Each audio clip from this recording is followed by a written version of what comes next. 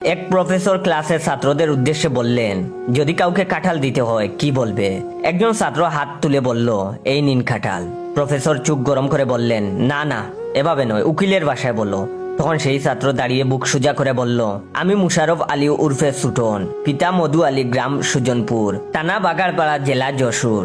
বর্তমানে জ্ঞানে গরিমায় সুস্থ ও স্বাভাবিক, কোনো মগজ ডুলাই, মেন্টাল চাপে বা কাঁঠাল হুক মহলের হুমকিতে না পড়ে আমার নিজস্ব বাগানে উৎপন্ন কাটা ও চামড়া বিশিষ্ট ঘাসের মুরগ নামে খ্যাত একখানা কাঁঠাল আপনাকে হস্তান্তর করিতেছি।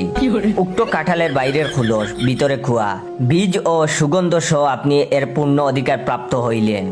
আপনি ইহা চিবাইয়া খাইতে, গরম ভাতে মেখে খাইতে, না খাইয়া ছবি তুলিয়া ফেসবুকে পোস্ট দিতে বা ঘরে রেখে গন্ধে বুধ হইয়া যাইতে পারবেন। আপনার প্রতি এই অধিকার অর্পণ করিতেছি যে আপনি উক্ত কাঁঠাল যাহাকে ইচ্ছা তাহাকে খাওয়াইতে, বিক্রয় করিতে, বাগ করিতে, বীজ দিয়া চারা গজাইতে অথবা নিজ গরজে বর্ষি বানাইতে পারেন। আমি উক্ত কাঁঠালের উপর ভবিষ্যতে কোনো প্রকার দখল দাবি করব না, এবং যদি কাঁঠালের গায়ে চামচিকা বা মৌমাছি বসে তাহার দায় দায়িত্ব সম্পূর্ণ আপনার। তখন প্রফেসর এতটা আইনি গন্ধে মুড়ানো কাঁঠাল সম্পর্কে বক্তব্য শুনে সরাসরি মুচকি হাসি দিতে দিতে জ্ঞান হারান।